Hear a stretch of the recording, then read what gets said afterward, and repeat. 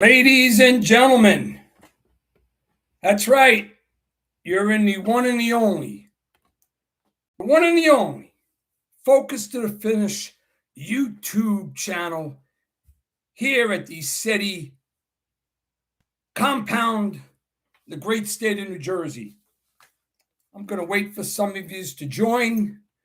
Let me get this lined up the right way.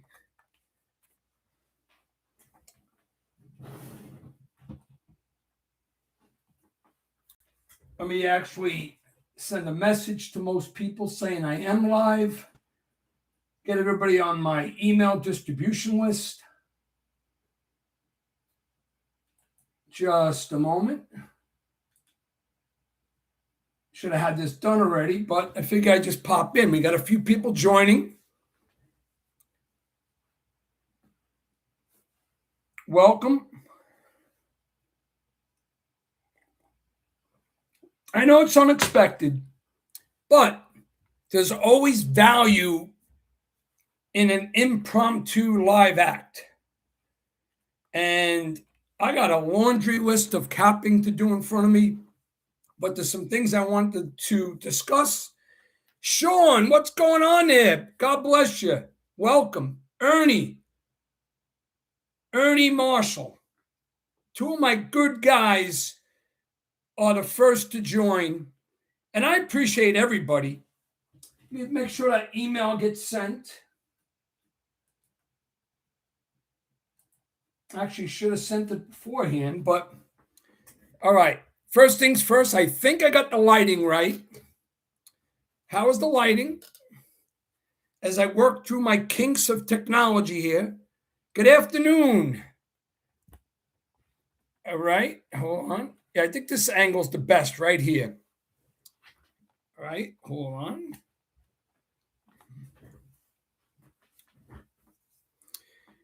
All right. John Judge, have you commented on the vet PB scandal? Hey, I may share some thoughts on that tonight. Ernie just clicked on my notification. Tell me you're going live in a couple of days. I'm headed up for the Travers, Sean. Yeah, lots to share about my travel plans. Let's get to at least 10 or 12 people. Remember, we're going to have a Q&A. My agenda for tonight, and it's not going to be one of those 2.5 hour, 3 hour things because I have so much I got to do. It's probably going to be a strong hour. So what I wanted to do first was recap the two big races from this past weekend. Of course, the Pacific Classic on the West Coast and the Alabama, what my takeaways were from the races. And most of you know what my thought process was going into those two races. Probably, maybe not entirely, but I did do deep dives on the shows. But so if you watch the deep dives, you have a good idea of what my feeling was going into the race and how it panned out for me. So I'm going to have some comments on that as well. I welcome everybody in. Looks like we're getting people to join by the minute. I do appreciate it. By the way, if you're not a subscriber to this channel and you're seeing this live broadcast from the SETI compound and you haven't subscribed, please do. And if you appreciate the content, then hit the like button. You hear that often from people who manage YouTube channels, but it is the truth because what it does is it solidifies the YouTube algorithms, puts you in the right direction, and it's overall a very good thing for the channel. All right, so just a sip of some aqua fresh, and we're gonna get going. We're gonna start. I think the lighting is good enough. Do we have good enough lighting, everybody? Whether I'm a good thing to look at or not, is there enough lighting in the house? Run Line Racing, my good man. Always looking forward to catching me live. Thank you so much. And I look forward to sharing my minutes with you guys. All right? Lighting is good, my man. Okay. All right. So, first things first, and I will field any question you may have. I felt compelled to give you some of my takeaways from the two big races this past weekend. And one's fairly easy because it's a small field, uh, in the grade one Alabama. Still got all my notes.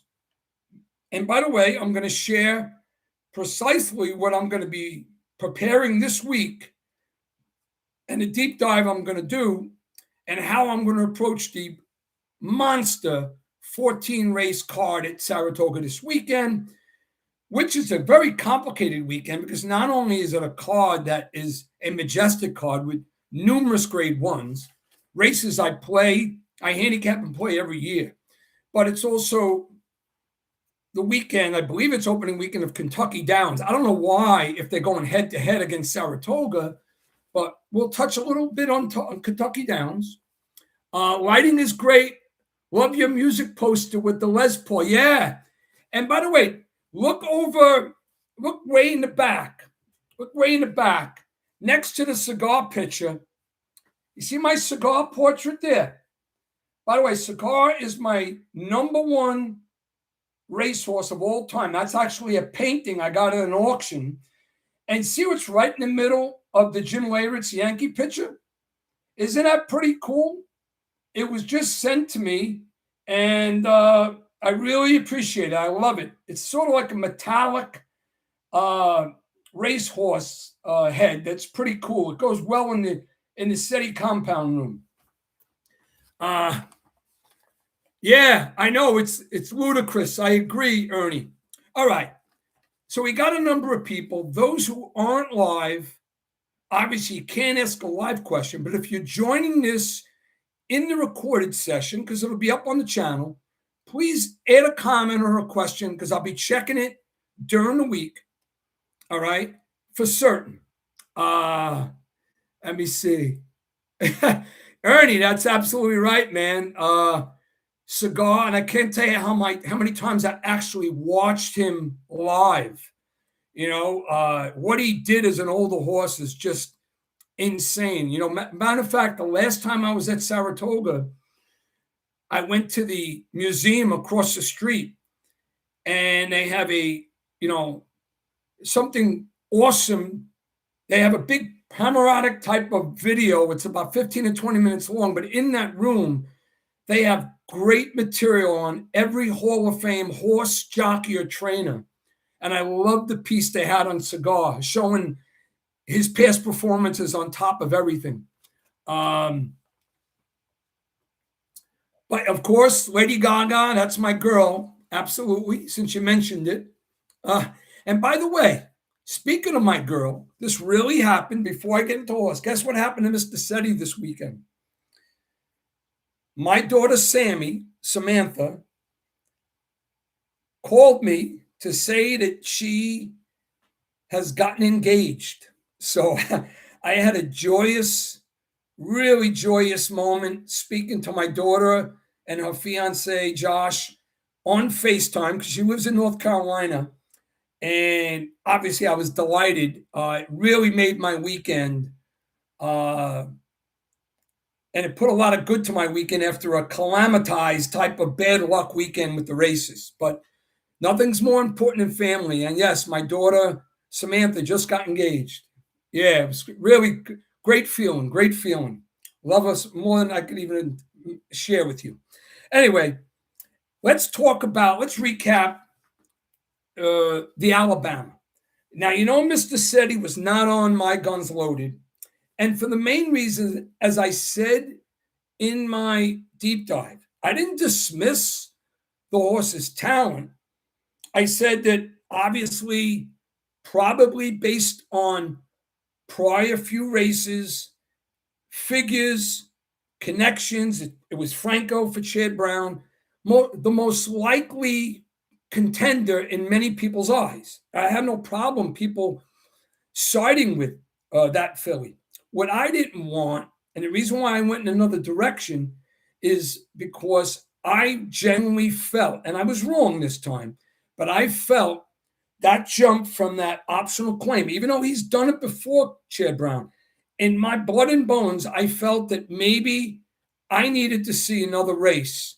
So I trusted others more than she, but I did not at one time consider the big favorite. And I gave you my reasons. So, I hang my hat on that because I didn't have Counting Stars to win or second. I felt Counting Stars would not get the distance and fall to the third or fourth. Now, I lost the race because I sided with Johnny V on Atta Girl, who did all the dirty work at 10-1. And as the race unfolded, I knew I was in a lot of trouble because I saw the dirty work and I knew I didn't think she was going to have enough. So, when you watch a race unfold, you don't think you're going to be in a position to win. So I felt that about the two, but I did feel good the way Pratt was moving on Measure. And I felt Measure would take a big step forward and run an inspiring race, potentially to turn the tables on Counting Stars. And it happened. Measure finished ahead of Counting Stars. So this is what I'm saying. You could be right in a lot of ways, but still tear up your tickets because ultimately, and I congratulate anybody who landed on My Guns Loaded. It was a daughter of Gun Runner, and you had every reason to like her based on her two last races. I just couldn't get there, and I needed to see one more, and I was wrong, and I accept that. But I have a good feeling about every horse in terms of the direction they're going to go from that race on. I never was interested in AP's girl. Nikon, who I felt had a rough going the first time she ran at Saratoga. She didn't run horribly bad, but she wasn't close to winning. I think three horses were a neck off for fourth. And there's still going to be some winning. So put Nikon in your stable and follow her. My Guns Loaded. Chad's going to be aggressive with her. Look for her to enter in another grade 1. I don't know if it's Breeders' Cup, maybe a race prior to that. And Counting the Stars showed that she's not a Torpedo Anna, a nice filly, a consistent filly, but not a great filly. A filly who ran in some short, small fields, who had everything go her way. All right? Any questions about the Alabama? Put them in the comments. Let me see if there's comments I got to catch up to. I'll read a few comments before we get to the Pacific Classic. Ernie says, hey, thank you, man. Ernie, thank you for the congratulations for my daughter, Samantha. They're together over 2 years. And he's an awesome guy in financial service, just an overall classy guy. My daughter's genuinely happy and comfortable, and I was thrilled to hear it. Carl says, Gio, 9:05, just got home and listening. Okay, Carl. Hey, Carl, I like when you chime in. If there's a question or a comment, please do. Ernie says, won't be long. You'll be a grandfather, Gio. Listen, let me tell you, you know what I said during my conversation? I said, Sammy, there are 3 milestones other than past the day that you were born. The 3 milestones I look forward to more than anything would be graduating college. So the day she graduated at Duke, at the commencement, Mr. Setti was overwhelmed. I was crying like a baby. So graduation from college, walking her down the aisle, and being there for when she becomes a mom someday. Those are those milestone things as a dad that I look forward to. All right, so Sean says, I had the exacta for 10 for Sean. Great exacta, man. You had it 5 times, or people that go with the dollar, you had it 10 times.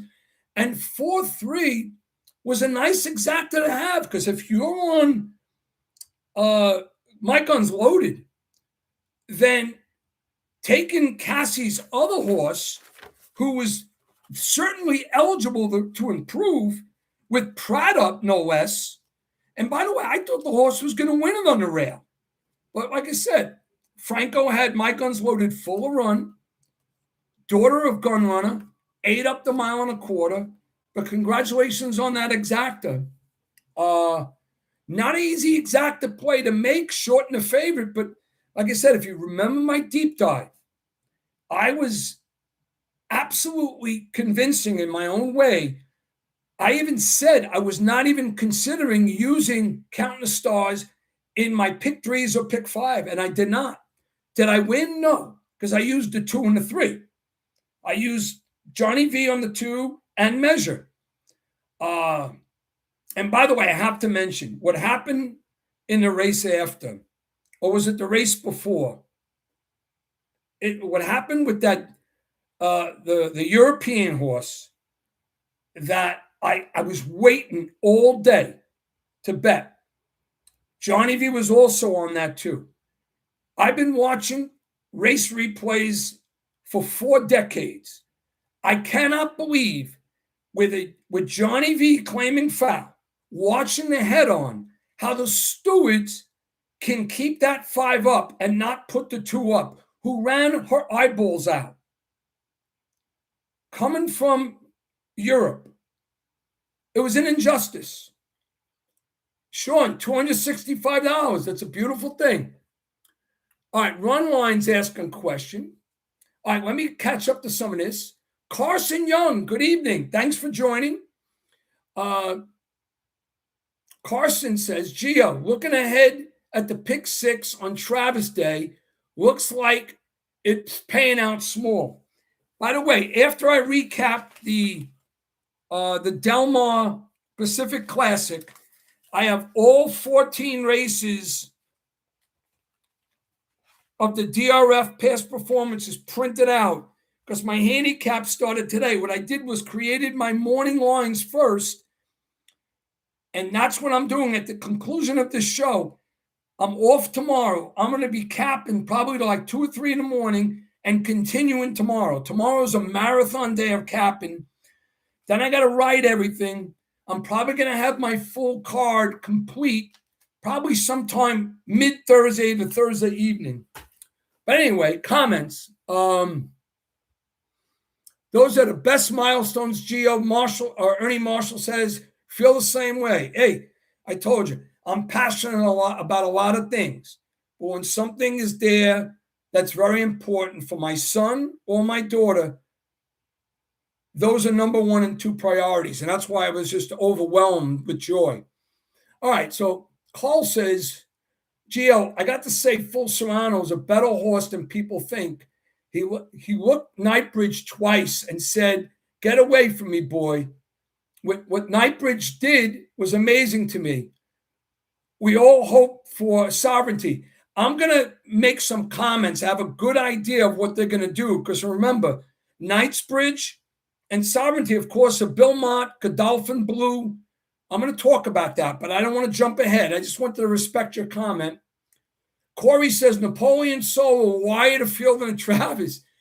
Corey, interesting. At this stage, I can't say I agree with you, but an interesting take.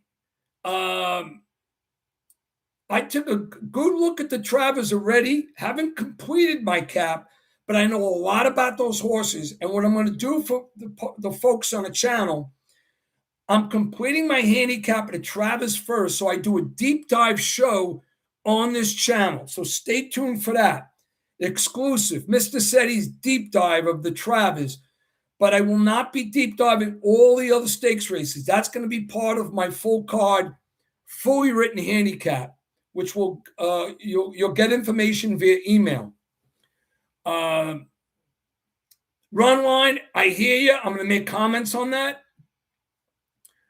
Carson says, Carson says, Sovereignty and Forever Young, but Nightbridge was amazing. I'm going to give you a good takeaway from the Nightbridge race because my observations were very, very detailed with a number of horses. And I'll tell you why he was able to pull off what he did. All right. Harry Hampton's in the house. Kentucky Downs starts Saturday. I know. It's crazy.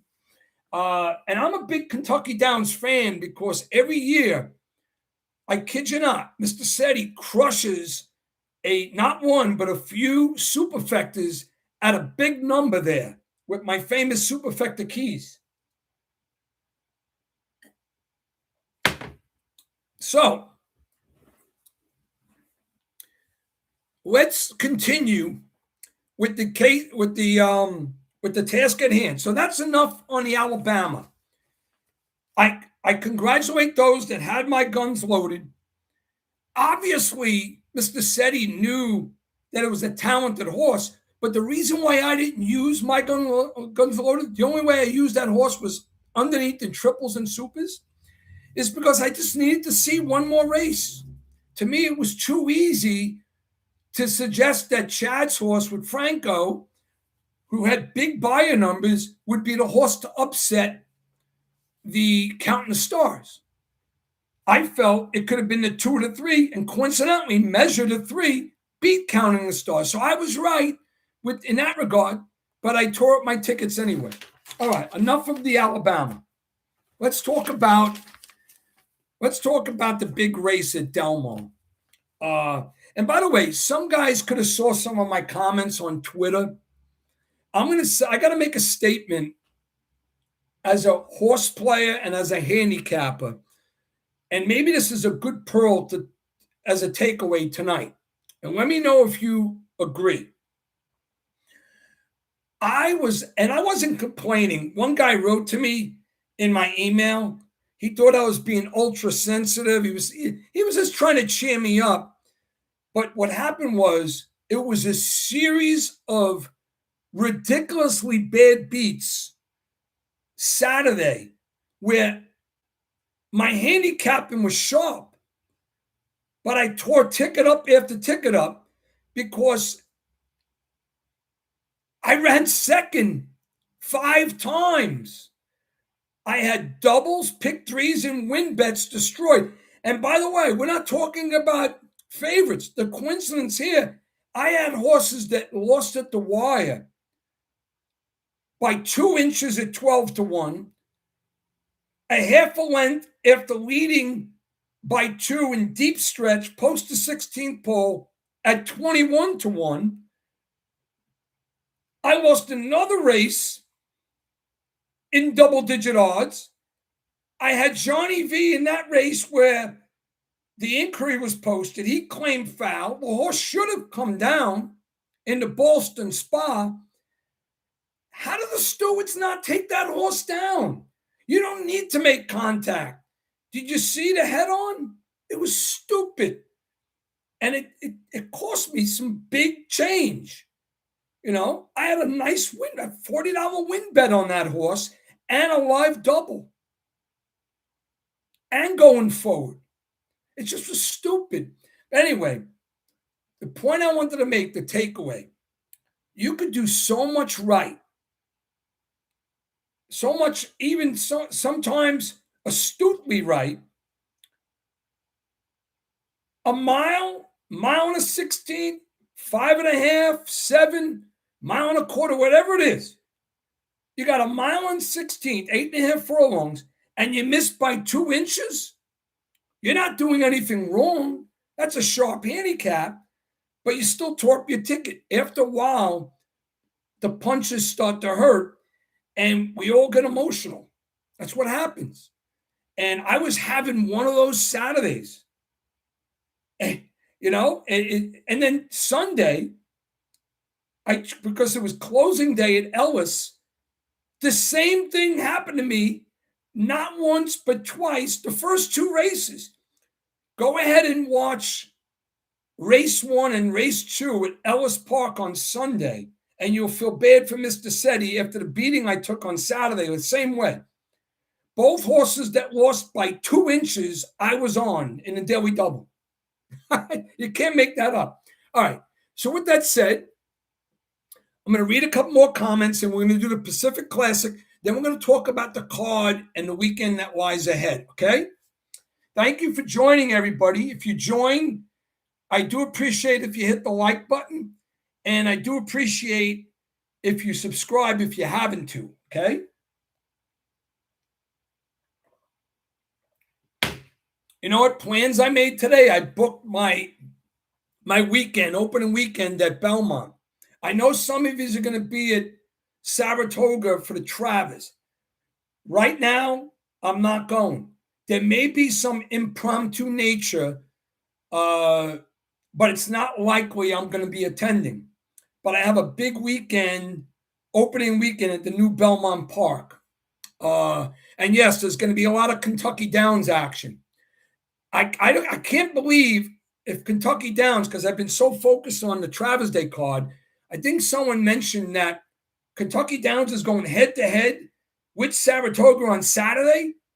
If that's the case, it's just stupid, because what's happening Saturday is you're talking about an amazing history of grade ones that are run every Travers Day, and that's where the focus has got to be, even though the fields are small. All right, Harry Hampton says, big purses at Kentucky Downs. You're absolutely right. Runline says, yeah, God, those close second place runs are blood boilers. I'm telling you, when that happens to you folks, it's going to sting. It's going to hurt. We get by, we get emotional because we're humans, but don't discard the work that you did. This is what I'm saying. You could do so many things right, lose. You just didn't get lucky. You know? But if Mike Tyson punched you in the face 3 or 4 times, after a while, it's going to start to hurt. Well, that's what happened with me. I couldn't believe what was happening to me on Saturday. I'm talking about 5 horses that were significant overlays who I liked were right there at the wire, and I'm second. And then the horse that ran second in the Boston Spa should have been put up. I thought I was saved. And the steward say, nah, the 5 stays up. I look for people who are saying, who are feeling the same way I did on Twitter and all, and they said, yeah, Gio, you got a big argument there. It doesn't make sense. All right, more comments. Timothy's here. Guess we're talking about Boston Spa. I had Johnny V 10-1. That stung. Timothy, not only did I have him. Now, look, there's some days I openly share my handicap because I like sharing. I have my email distribution list. But that day, I did a lot. I did my deep dives, but I cradled and I was on a mission to make money. And I did some capping for a close friend of mine who has a lot of money, and he makes very large wages that most of us can't make. And I know I can't make. But that European horse all day, I felt was in the right spot and was going to be totally overlooked. And yeah, I don't need to beat that race down. I'm only going to get all worked up thinking about it. All right. Sean says, happened to me so many times too, Gio, but like you told me many times, you got to keep on punching. You're absolutely right. I get emotional. It's okay to be emotional. It's proof you're alive. Emotion's a good thing. And sometimes, you heard the saying when we play poker. I'm a poker player too. And by the way, earlier in the week, speaking of poker, if there's one person that says they play poker, tournament poker, I will tell my story quickly and you'll feel for me. I'll do that a little later. I also had a horrible beat playing poker because I had some PTO days and I took a steam to Atlantic City. But you got to keep punching because I know I just didn't get lucky. And sometimes I say, and I'm not saying this with conceit. I'm just a prideful guy. I'm good at what I do, but I'm not a very lucky guy. I'm not. That's why I haven't hit that high note. What is the high note? The high note is being alive at Turfway Park last December. Excuse me, not December of 24, where I had the only 2 tickets for $150,000 in a pick 5 alive. And I couldn't bring it home. And the craziest thing, one of my horses scratches at the gate.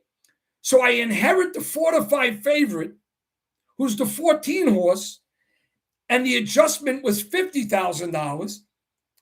And I had to watch a horse draw clear by 5, and the 4-5 favorite ran second. Talking about not hitting a high note. All right, more comments. John Judge, seconditis is brutal. Winning place bets cover you. There is the occasion Mr. Setti will play a WP bet. I'll go win in place. But it's not often, because what I do is, if I run second, my win bet's gone. It depends on the odds on the board and my overall feeling in the race, because I don't want to cheat myself out of capital. It sometimes is a wise move. It all depends if you're playing horizontals and verticals as well. Ernie says, can't wait for new Belmont. Hey, absolutely. And I promise, maybe we'll have a beer. Maybe we'll have some conversation. Anybody going opening day, let me know, because I'm going to be there. All right.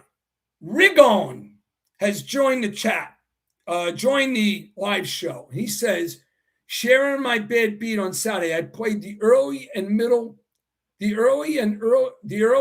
early middle pick fives at Spa. Unfortunately, I left my top horse out in both sequences, which was the number 1 in race 5, had the number 7 who came third, costed me $9K. Now, let me make a comment towards that. If you're not familiar with this, and I've been speaking of this a very long time, there's actually a show on this channel that I recorded. Whenever you make a pick 5 wager, the SETI rules are, keep it skinny, don't cowboy, don't feel like you're afraid you don't have enough coverage. But within that pick 5 ticket, within the pick 5 sequence, find your best double / best pick 3 and nail the double or the pick 3 within the sequence, because if you go 4 for 5 in your pick 5, you have to make money. You can't play a pick 5, go 4 for 5. Everybody's got different budgets. Everybody's got a different budget. Like, say my most common pick 5 is a $54 ticket. I have different variations. But 54 is a common. I do a lot of 36s, a lot of 27s. I even go up to 72 now and then. But my $54 ticket without a single is 3x3, 2x2. I don't want to lose my $54 if I'm 4 out of 5. Okay? So within that sequence, I play my best 2 in succession, my best double / my best pick 3. I can't tell you how many times I cash my double and or my pick 3, but the amount I cash finances the pick 5 ticket, so I didn't lose anything. That's confidence. All right. Rigon says, I was in the middle of a wedding event and watching the kids overlook my notes. Ricardo. Okay, Ricardo. Oh, it's Ricardo. Ricardo's a good guy. He writes to me all the time via email. I'm sorry I didn't recognize the name. I did have number 6 and the 8 with the number 7 big, so I got paid, but not a monster day. Oh, thanks. I appreciate the kind words. Listen to me. I have my biggest days when I rally around my wins. Now, what happened to me Saturday, I just was butchered. I still saved capital so I could bet the Alabama correctly, something I talk about all the time about managing your bankroll, all right? Managing your discretionary bankroll, all right? Remember, you got to pay your bills first. It's the only thing I'll always support on this channel. But with that, Ernie says, I love horses from Ireland, but sometimes I pick the wrong horse from Ireland. Ernie, one thing I've gotten really good at, I consider myself far advanced, and this was many years of experience, is I've gotten used to doing a lot of my handicapping of the European horses, Ireland, France, England, of course, Great Britain, even Japan. Not so much Japan, but enough in Japan. I watch the races and I look for behavioral patterns. And, because they, especially the sprints and the miles, they're straights, but I know a lot about European pedigree, and I put that and I let that work to my advantage. I also have a show on film study and race review, workout review. I just watched a couple works today of a horse I'm really interested on a Saratoga Travers Day undercard. All right. Ernie says, again, hard to hit those mega pick fives and pick sixes when you trust in your handicap, because when it really comes down to it, horses that don't really matter make the handicap that somehow freak. Some people say, Gio, the reason why you haven't hit the monster pick five, I don't play pick sixes. I play pick fives. Now and then I'll play pick. You know what I do with pick sixes? Mr. Setti plays his top choice in all 6 races. $1 pick 6. In case I run. I've hit in 4 straight and then ran second and third in the last 2. I've done that. But I really don't play the pick 6 wager. I play pick fives. But because I don't cowboy it. I think it was a couple of years ago, I played a $144 pick 5 sequence. No single, but I went 5 deep in like a couple of the races. Sure enough, I went 4 out of 5. But that day, within that sequence, I hit a pick 3 that tripled the cost of that. So it was like a day where I felt confident. You still got to get lucky, but you got to keep a book. You got to know where your money's going. Hold yourself accountable. August is coming to an end. I scored on the Whitney so big.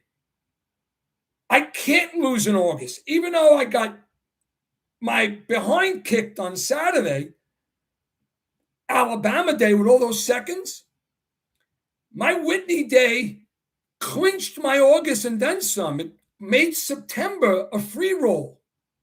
And I'm going to be playing a lot in September. Hold yourself accountable. Money in, money out. Not individual race ROI. The bottom line is the bottom line, because you're playing a myriad of racing wages. So only you know the wages that you're putting in. What's your net in pick fives? What's your net in daily doubles? What's your net on win bets? What's your winning percentage on win bets? Hold yourself accountable, guys. If you spoke to me on the phone, we'd talk an hour about this. It works. Because you know what? I used to be lost in my ways. When my kids were little kids, I was a horse racing guy. I was a family man. I had a lot of distractions. I've gotten better as I gotten older because I had less distractions, because I lived by myself. When I say I'm going to handicap 14 races, I'll be up till 3 a.m. tonight working on this. Then I'm going to sleep. Tomorrow I'm going to get up, coffee, SETI breakfast. I'm off tomorrow. I'm going to be handicapping all day. I got no other commitments. Now, sure, in an emergency, I'll make myself available, but that's what I'm going to do. All right, Ernie says, sometimes a cowboy ticket is the only way. Let me explain something to you with the cowboy tickets. There's a lot of people out there. You know what I said to somebody on Twitter? Maybe some of you saw this comment. There's a guy I notice. He's always got a $300, $400, $500, $600 win bet. Now, I'm sure he loses a lot of them, but when he wins, he gets good scores. So I said to him in a message, I go, you know what? With my skill set and the time I put in things in your capital, we can make some nice music together. So I really meant it. Now, what I'm saying about the cowboy tickets, there's a lot of people with a lot of discretionary monies. They got money, you know. Does it matter to them if they got $500,000 in the bank? Sure, it doesn't matter. But they, in a lot of ways, it's reckless gambling. It's like not trusting your handicap, playing jockeys, playing trainers, throwing in some long shots, not knowing anything about them. All right? Because I'll tell you one thing. If they were no stone unturned handicapping, and I hope some of you guys are watching, they wouldn't be going 6, 7, 8 deep, hitting the all button, because you can eliminate horses that can't win or shouldn't win.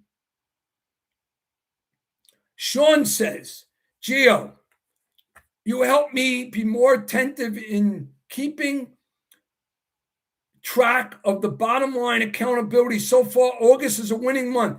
Thank God. Hey, listen, I cannot emphasize it more.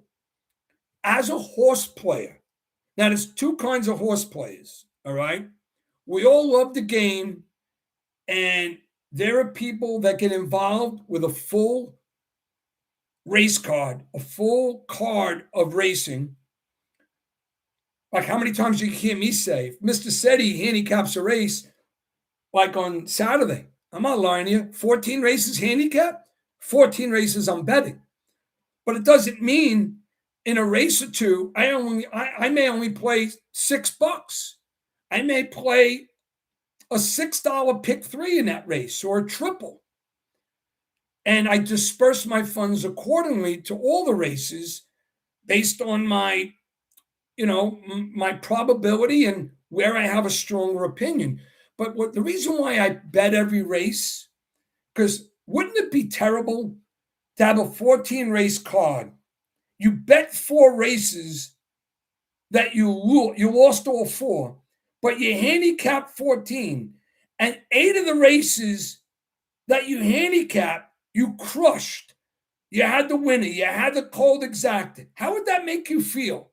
Where's the value in skipping around? Now, look, if you don't handicap, then of course, that's a different story.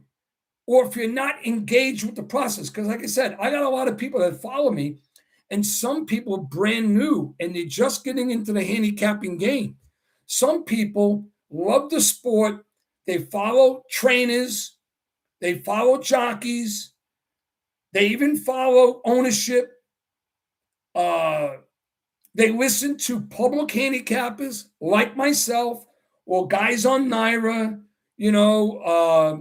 or DRF. It depends what your comfort level is and who you listen to. Sean, I know, is a big follower of Alex at Right the Wire. Right at the Wire, listen, he's a good guy. He's seasoned, and I know he does the work, just like I say about Matthew DeSantis. But Mr. Setti knows, I'm telling you, I know there's people out there, specifically on YouTube, and I listen to them, and I don't like when I hear. I don't value their opinion. I dismiss their opinion. It don't matter to me. I'm not even listening to some folks, but some others I have great respect for. The relationship I had with John, still have with Pastor Wire. Of course, he's one of them.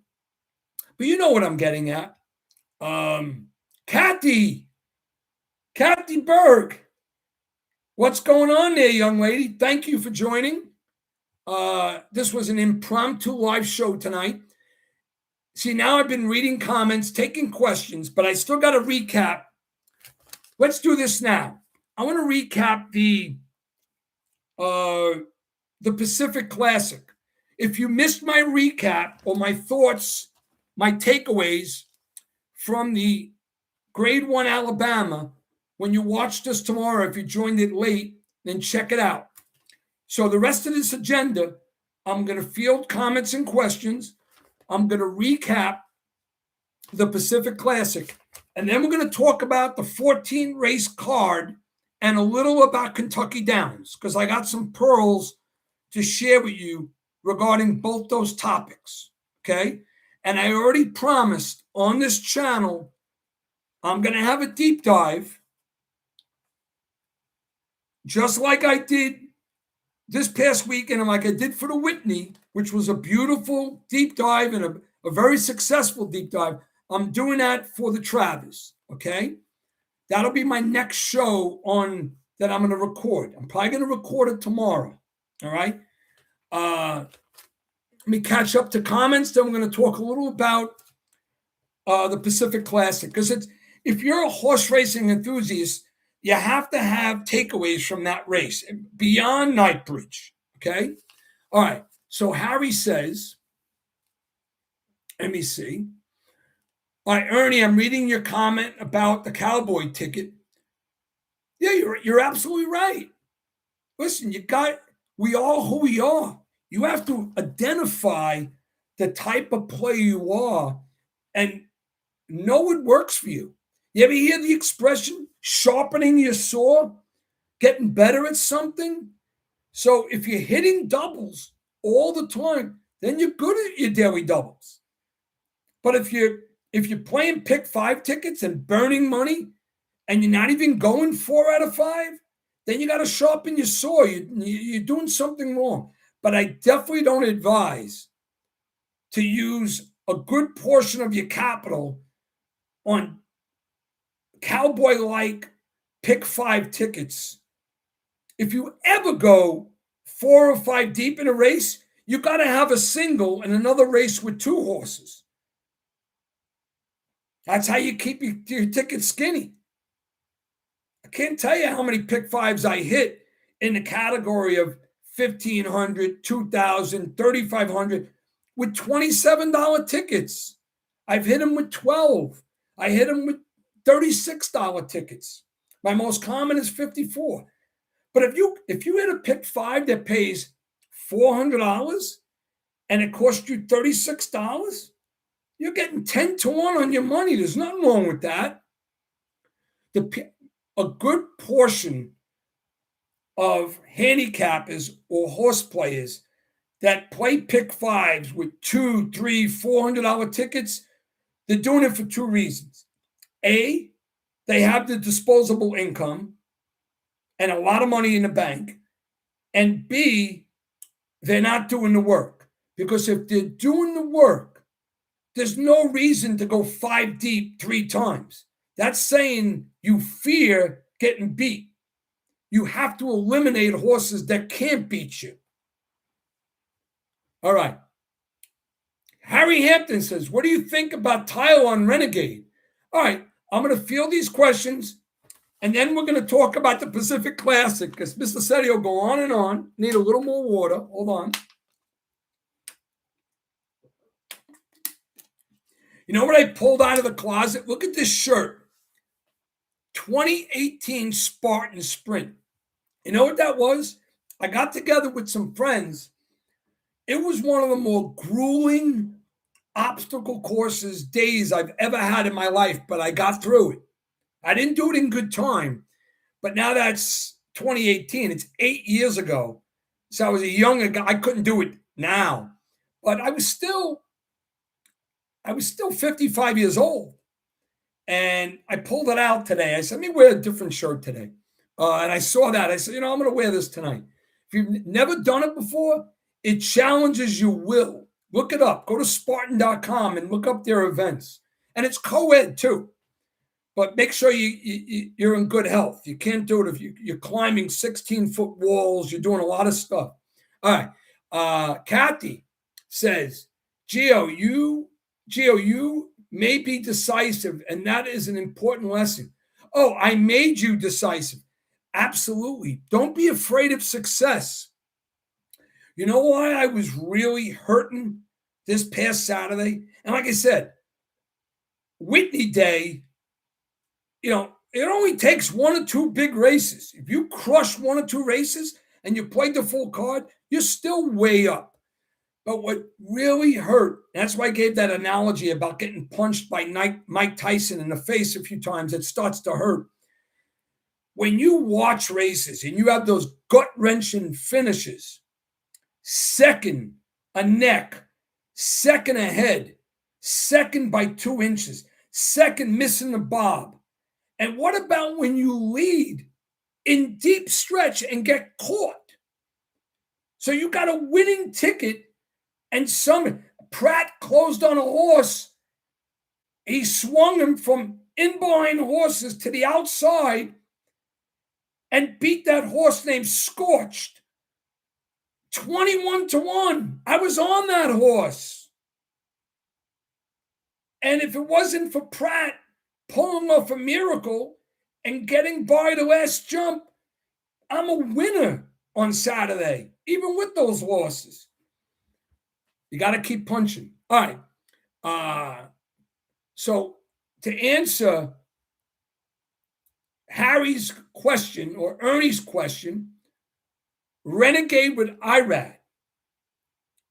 I'm going to cover a lot of that in my deep dive. So I don't want to jump ahead and talk about the Travers. I'm going to talk about the full card, all 14 races, and my approach. Just a small little comment so you know what to look forward to in terms of what I'm going to share with you on my email list. Sean, Cowboy tickets, low confidence in your opinion. Absolutely. And you know what? It's low confidence, and it's people that have disposable income. You know what? Most of the people watching my channel right now, you don't got $500 or $600 to burn on a pick 5 ticket, right? Or even a $200 or $300 ticket. You know how many of those tickets lose? Because I told you, I don't like the all button, because you have to be able to eliminate some horses that can't beat you. And most of the time, it's not very difficult. It has a lot to do with win percentages, campaign, speed figures, whether you're a thoroughbred guy or buyer's guy, time form or Brisnet, you have to be able to eliminate some. Now, sure, do they all have 4 legs? Could there be a massive upset like a Rich Strike did in the Kentucky Derby? Sure. But that doesn't happen as often as many people think. All right. Hey, Rockin' Ray has joined the show. I got them to give me clusters from the CAWs. I got the break even and set of horses for any return in any odds to scale ROI and core payoff. You know, Rockin' Ray, that's an interesting comment. And you're saying you've been doing it for a few days. You got to multiply all the values or have this set of different horses. Listen, and Mario has joined. You got Scorched too. Mario, I'm glad you joined the live stream. We're about to give my takeaways of the Pacific Classic. But to comment on Rockin' Ray, as an individual, you have to have a game plan. So your game plan is inclusive with how you're going to approach certain races or a full card. Now, if you're going to play only 4 races on a card, I assume those are the 4 races you've done work on. But what do you do with the other races? Do you guess or you just leave them alone? I'm a big believer of don't let a good handicap pass you without having a wager on it. But you just got to manage your capital throughout the day, vertically and horizontally. Okay?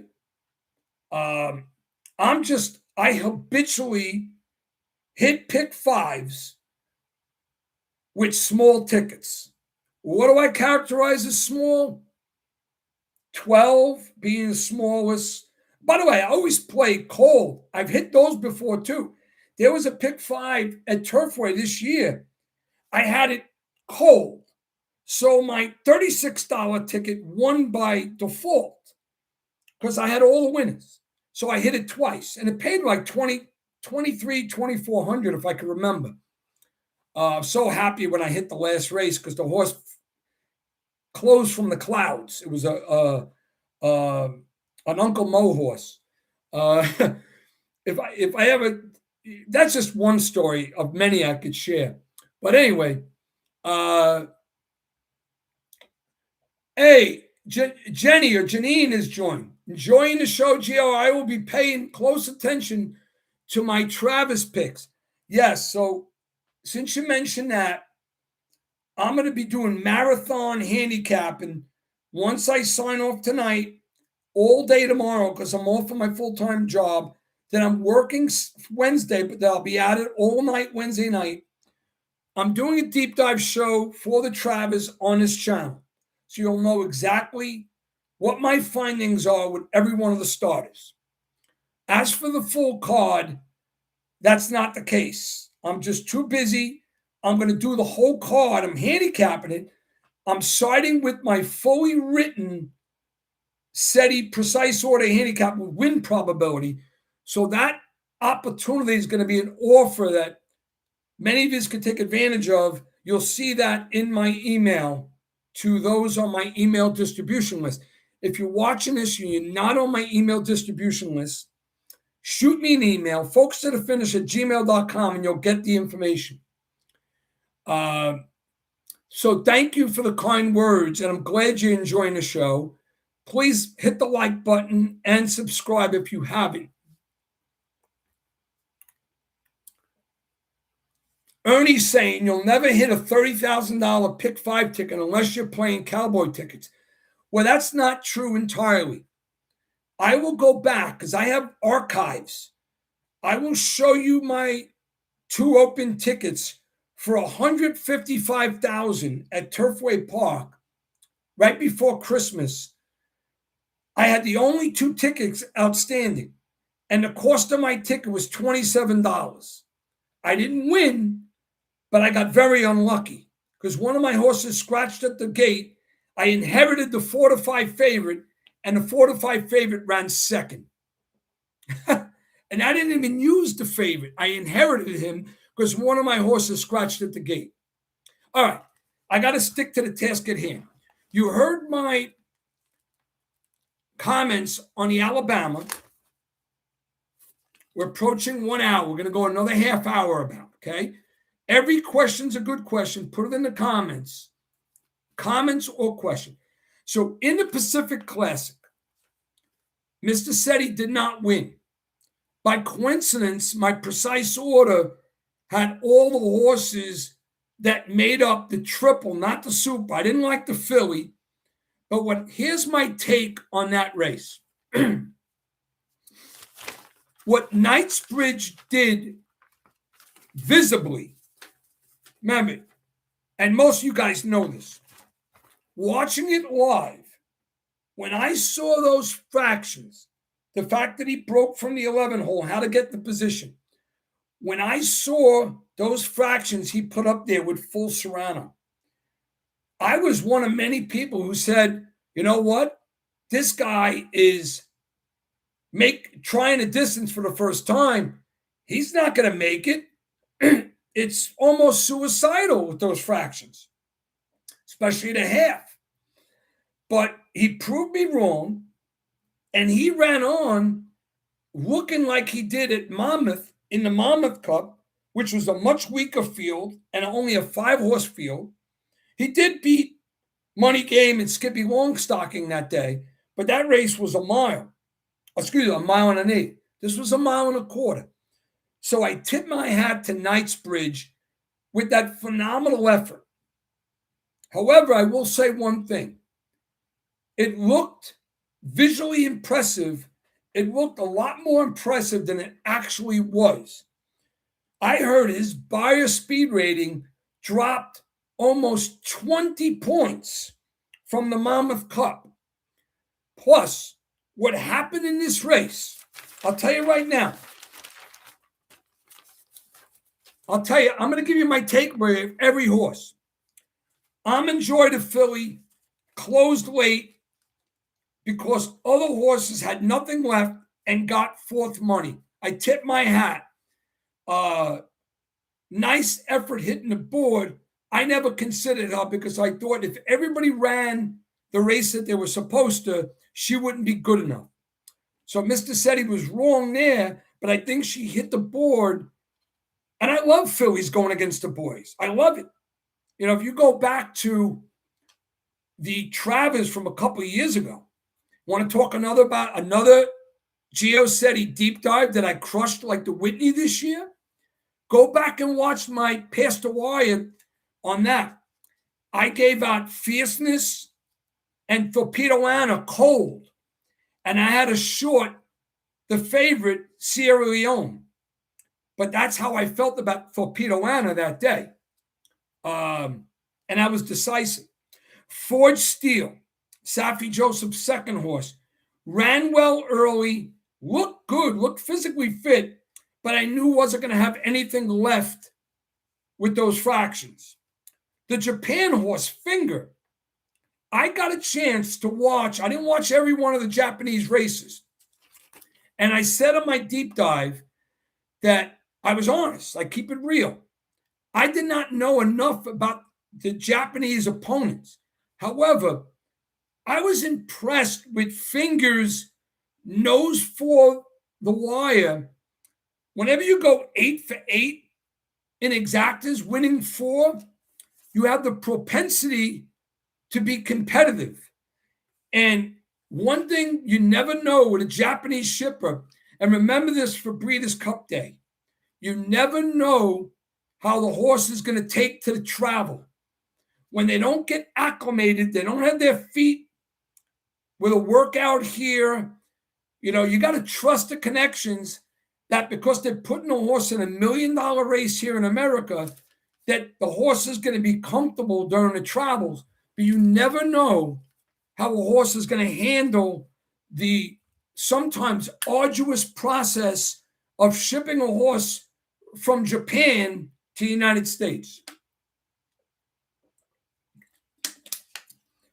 So I will have to see more if they're going to run that horse again in the United States. But I thought Finger had a shot, but a very, very disappointing performance from Finger. Next was, I'll be short on the next two. Mike Smith's horse, some Subsandador and Malachuk, both sort of never got going. They're older horses who were challenged to begin with, had nothing to do with their odds. I didn't think either or would factor much, and they didn't. Original Sin. Now, Original Sin in Mr. Setti's handicap was 5th. Okay? I had given out, I was on Navajo Warrior, which we're going to talk about, then Hit Show, then Knightsbridge, then the Japanese horse, then Original Sin. Now, Original Sin is an up-and-coming colt, a nice-looking gray who's only 4 years old. And that horse, I felt was built for the distance, was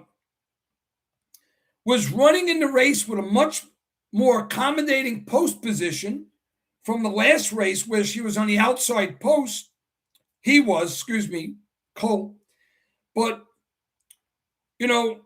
the fact that they were running that horse in this race, no Lasix, after many races with Lasix, he proved that he could run without Lasix and ended up filling the exacta. So I tip my hat to anybody that had Original Sin. Let me check out some of the comments and I'll go to the rest of the field. Then we're going to talk about the card on Saturday. Carl says, Gio, since you know buyers, what do you think about 104? Kind of very low. Yeah. Look, I think I said 20 points. So it was 18 points. Knightsbridge is, I'm going to follow up on that when I get to Knightsbridge. Hit Show. Hit Show was a no-show. And this is what happens with racing that perplexes us, okay? Hit Show was my second choice. Mr. said he was wrong.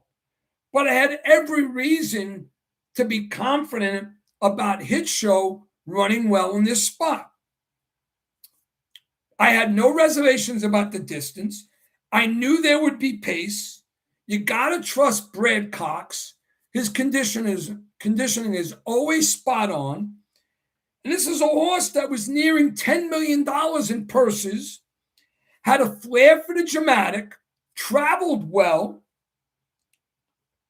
I'm not the biggest fan of Florent Geroux, but I said he's been on him before, and I trusted him.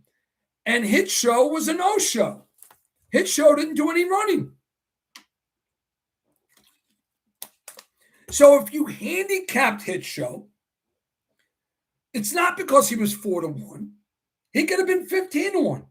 If you handicapped him and said, I like his chances here, he was my second choice. There was credibility in liking Hit Show.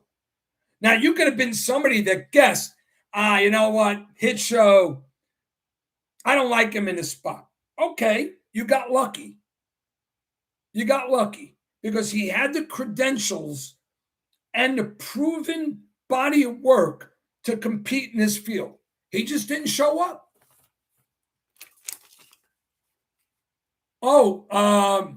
Sean, a very important take. I've been busy through the gills. I was making my morning lines today.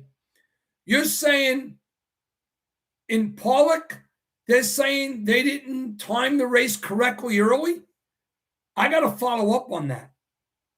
I did see the posted bio was 104. And I believe Knightsbridge, we're going to get to Knightsbridge in a second. I'm just trying to keep up with the comments and all. Let me talk about the next few horses, including the horse that I was on. British Islands, everybody put a line through the horse. Would have been a complete surprise. The horse was a turf horse. So don't need to talk about British Isles. Richard Bolt is a nice trainer.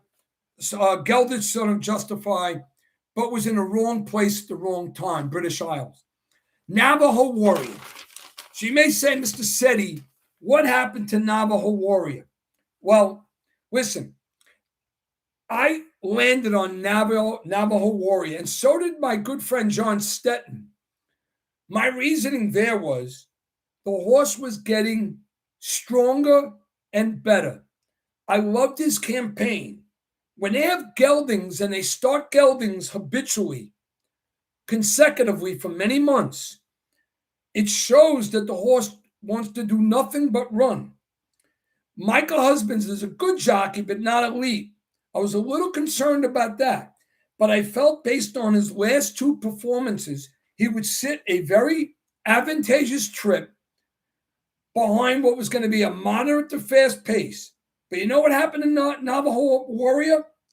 I'm not making excuses, but if you watch the break, he wanted to go and he was squeezed at the break a bit. Go and watch the replay. Never really got his feet under him. Then he was rushed up when he got past that initial tangle. And then he was out of his element. He didn't take it. So he wasn't a complete no-show like Hit Show, but I don't like the break, and I didn't like the ride. I thought Michael Husbands lacked composure. He should have realized the type of horse he had under him, and there was no run in the stretch. So that's my analysis on Navajo Warrior. But good, hard-hitting gelding, who I will bet again another time. And I really felt that Safi Joseph had an honest shot to steal in this race. It just didn't work out. Full Serrano, a horse that I've made money with many times, actually ran a courageous race early on, sticking it out with Knightsbridge, but used up and proved that at 7 could not handle the condition and the talent of Knightsbridge. So let's talk about Knightsbridge. First things first, right off the bat, I said to myself, if they start that horse in the Breeders' Cup Classic, it'd be a huge mistake. And I'll tell you why. The credentials are there. It's the Breeders' Cup, the Pacific Classic winner. It's a win and get in. This was 1.25 miles. But the horses that Knightsbridge would have to face in the Breeders' Cup Classic are at a different level than everybody in this race. And obviously, the big elephant in the room is that it's Bill Mott, it's Junior Alvarado, and most importantly, it's Godolphin Blue. And let me tell you something. You're going to remember Mr. Setti saying this. Even though he got a winning got in, if I'm Godolphin Blue, I tell Bill Mott, we already have a Tiger. We're going to go to the Breeders' Cup, but we're going to enter him in the Breeders' Cup Mile. Let Sovereignty take care of business in the Breeders' Cup Classic.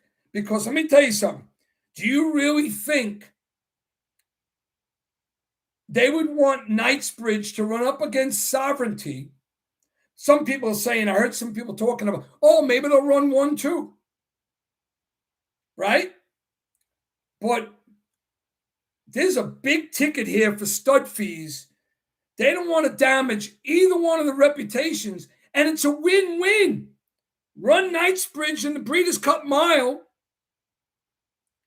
and run Sovereignty in the Breeders' Cup Classic. Win both. All right, I got to catch up to some of the comments. All right, I love the comments coming in. All right, let me see. Okay, Jeannie says, is it Jeannie or, I think it's Jeannie, like I Dream of Jeannie. Jeannie says, 7847, Geo, to me, the fact that the buyers dropped a lot, but still won says he bounced, but still won. I just think he was just that much better, or the rest are just decent and nothing more. That's a good observation. What happened, Jeannie, was, if you study the race, most of the horses did not show up. They didn't run their race. The Japanese horse was bad. Hit Show, a game performer who travels well, didn't show up. Navajo Warrior, bad trip, bad jockey decisions. A few other horses I spoke about, other than Original Sin, basically didn't show up, so he had to race for himself. What was impressive to watch is after he ran that 122 at Monmouth, going 9 furlongs, he was able to do this in the Pacific Classic, going 1.25 miles. In my gut feeling here, this horse could be a dynamic find racing at a mile. And I'm not part of the ownership group, but I do know the way people think. And I don't care what anybody or their sister says. Bill Mott's boy is Sovereignty, all right? And Sovereignty winning the Breeders' Cup Classic means fivefold more to Godolphin and Bill Mott than Knightsbridge running and winning that race. A Sovereignty loss to Knightsbridge would kill what's going to be incredible value when Sovereignty becomes a stallion. And it's a business, folks. Remember that. All right. So that's a good comment. Thank you for sharing that. Sean, I like Hit Show too and Original Sin. Sean, listen. Competent handicapping. Not because Mr. Setti had him as his second choice. If you break down that field, leaving no stone unturned, based on the pace and the body of work and the travel experience and the tenacity and Brad Cox, you had to have Hit Show as a contender in that race. It just made sense that he would come running, right? All right. Brad Cox has been bad in California. Mario, you say you took a beating Saturday. You missed the first part of the show. If you watch the replay tomorrow, watch what I say about my Saturday. And, you know, it's not like I did poor work. I was just getting nailed at the wire numerous times. And it was like getting punched in the face too many times. And after a while, it starts hurting. Your jaw hurts. Everything hurts. But you bounce back. You get to, and also, I said something before. It's okay to be emotional. Because being emotional is proof you're alive. So that's part of being a part of this game. But I do not like when the stewards are reviewing a race and they don't make the decision that they should be making. What's blue is blue. I couldn't believe what the stewards did on Saturday in the Boston spot.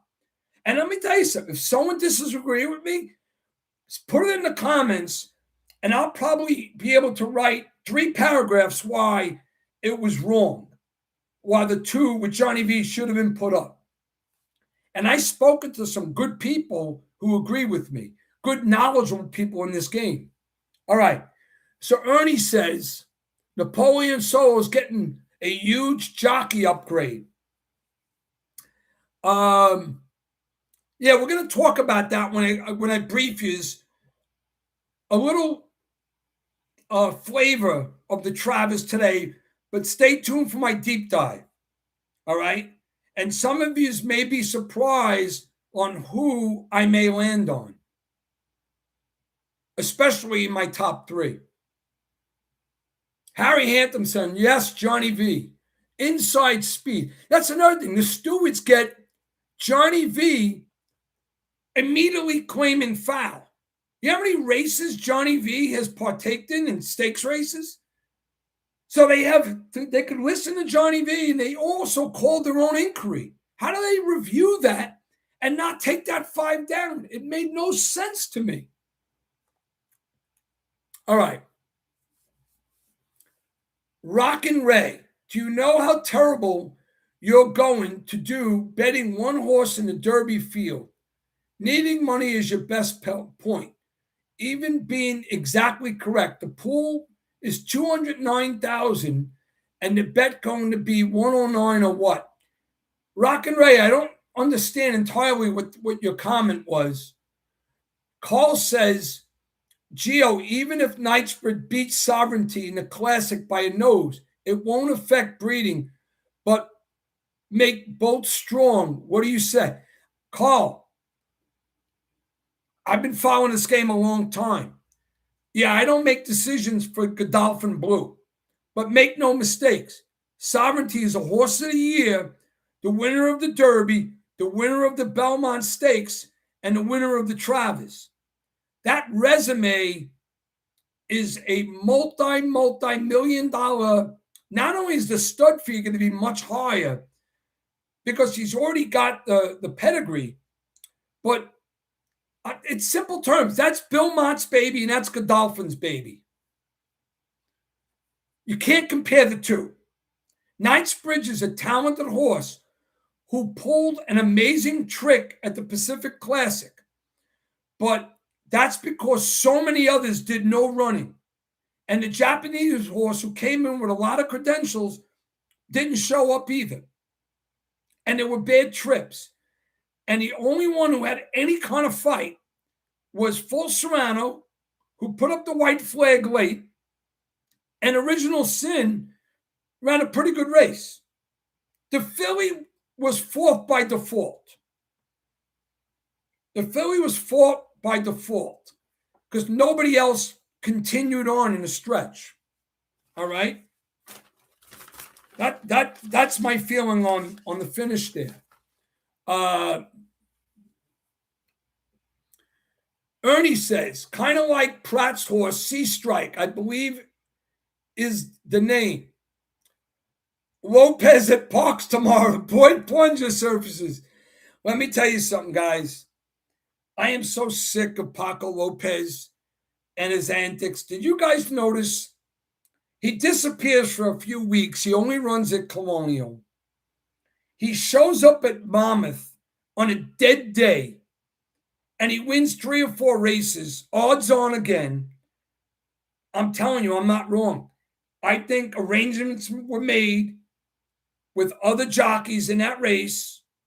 If you go back and review all those races, you probably see lack of effort. So he goes on days where he wins 3 or 4 at short odds. But I can't tell you, all you have to do is say, all right, Gio said, he says, follow him and see how often Paco Lopez is off the board with short price odds on horses.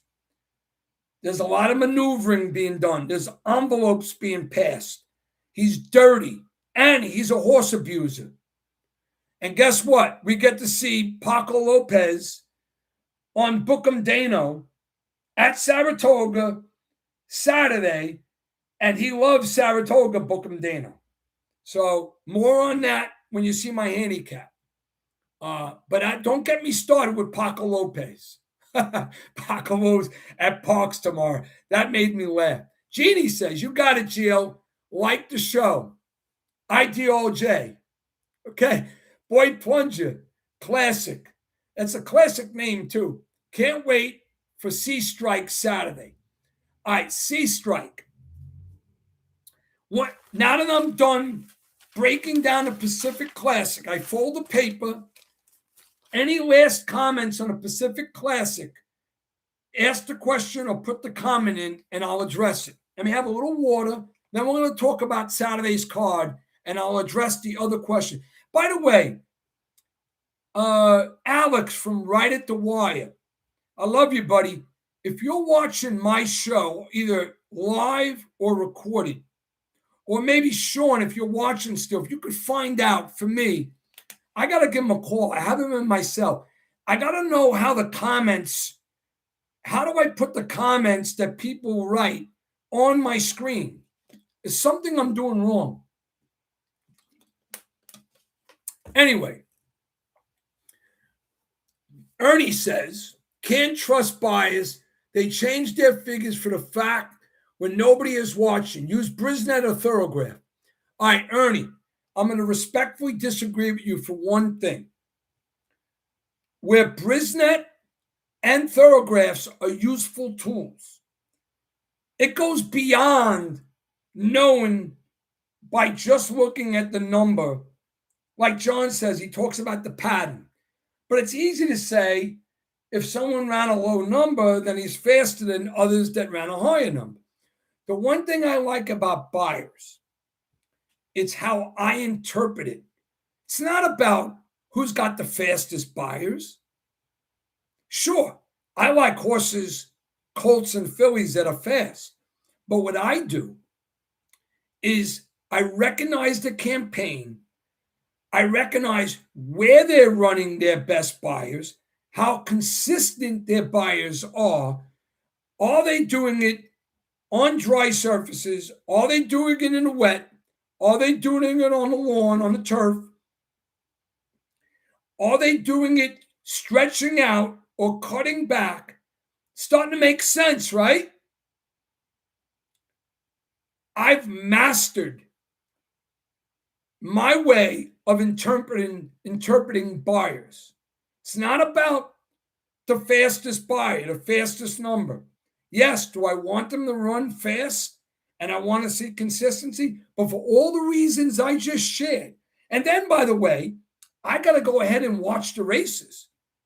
So if I see a 92 buyer in a grade 2 or grade 1, and I felt with my blood and bones, the horse should have had a better outcome where his buyer would have been a 97 to 100 buyer, then that's given me an advantage. Because it could have been jockey error. It could have been the trip. Now, Thoroughgraph takes a lot of things into consideration. Yeah. How much ground was covered? I used the buyers and the Thoroughgraph with Mo Donegal. You want to go watch something for future studies? Go watch Mo Donegal's Kentucky Derby run. Look at the ground he covered. And I loved him in the Belmont Stakes. Monster bet, crushed the exacta, crushed the triple. That's the type of things that I look for. It's your takeaways. All right. I know who's going to win coming out of the Pacific Classic. I know what to look for. I know who just didn't show up. And then I anticipate what their campaign's going to be like. What's up next for them? All right. Harry says, all right, hold on. I got to back up here. Wow. All right. Ronline says, why do I have a feeling you like Baby Vino? I am not going to disclose who I like. I'm not attached to Baby Vino right now. What Baby Vino did at the Haskell happened because 4 others in the Haskell didn't lift a hoof. And there was a benefiting rail run. It was sloppy as hell. It was beyond sloppy. It was like a soupy sloppy, a shifty sloppy. And what I loved about Baby Vino, who I didn't have in the Haskell, I tore up my tickets in the Haskell, was that Paco Lopez didn't win with Napoleon Solo. So you watch my deep dive. That is an improving horse, but I can't disclose it right now. I have more work to do. Kathy says, if you didn't cover this, do you have a comment on the Marshall Graham? You know, John Stetton did a show on Past the Wire about it. I am so bothered with Marshall Graham. And that incident that took place with all those horses that won at Saratoga at Monmouth, because the one thing that bothers me more than anything is cheating, because cheaters are violating Mr. Setti, because I am doing the work tooth and nail. And when someone's getting an unfair advantage, it makes my stomach sick and I get angered. So on this live show, I can't elaborate right now, Kathy, but if you'd like, I may do another show on it. It's been sort of well documented. I'm not sure if you follow Twitter, or John on Past the Wire has a good take on it, and he wrote a good article. What I'll do is, for my email distribution list, I will send the link to John's article. It's well done. He really elaborates on it, and he's correct. But it made me sick, because the person behind this is pretty smart too. So he's using his inside and added intelligence ability to get an unfair advantage. All right. Carl says, Gio, all the respect, agree 100% on breeding with your Mott's sovereignty. But you saying value will drop big time if he loses. First of all, if Knightbridge runs in the Breeders' Cup Classic, which I don't think will happen, you're going to remember, Gio said it here on this show. Sovereignty in the Classic, Knightbridge in the Breeders' Cup Mile. But if he runs, I don't think Knightsbridge is going to compete with some of the heavy hitters. I wouldn't like Knightsbridge over Forever Young. I got to see the field. I certainly wouldn't like Knightsbridge at 1.25 miles over Sovereignty. Sovereignty has numerous races that are just as fast as Knightsbridge, with the exaggeration of a 122 buyer, which is sort of exaggerated at Monmouth. I got to study the race a little more, but it is a big number. But Sovereignty's been in the 1-teens a couple times. And his strides in stretch, following the quarter pole, are double the strides of most horses. That's the type of ground that he eats up. There's a few horses I've known in the past that just had their way with eating up ground almost effortlessly. And there's one of them in the Travers. One. You want me to give you his name right now? It's Golden Tempo. If you watch Golden Tempo's races prior to the Kentucky Derby and then at the Kentucky Derby, the amount of ground that he eats up almost effortlessly. I'm not saying that's who I land on right now. I got to do my work on the race. But that's a horse that has big time strides deep in a stretch. All right. Like Sovereignty. All right. Carl says, I'm old timers. Okay. Boy Plunger. I got to catch up here. Let's see. I can ask him for you, Gio. Thanks, Sean. I do appreciate that because I got to get better with the technology. Boy Plunger says, is that new equipment to be installed in a SETI compound? Yeah. There's going to be, do you notice the horse's head in the back? That was just given to me as a gift. That's a side in between Jim Leyritz and the cigar painting. But anyway, Harry Hantham said, Lopez is a cheating Charlie Woods. Paco Lopez. And Paco, I swear to the good Lord, or I pray to the good Lord that you're watching this. Paco Lopez, I don't like you. I think you're a horse abuser. I think you're dirty. And I think you're bad for the sport, who should have been eliminated, banned, eradicated from the sport a long time ago. Enough of Paco.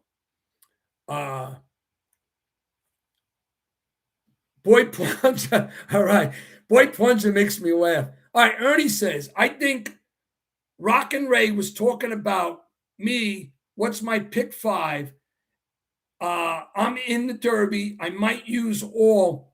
Yeah, listen. Kentucky Derby wagering. Kentucky Derby handicapping. If you've experienced my way through Past the Wire and here on this channel for the last couple of years, you'll know it's a totally different animal. We'll get into that in the spring with the Kentucky Derby. We got to close out 26 first. Boy Plunger says, Gio, if you install some sound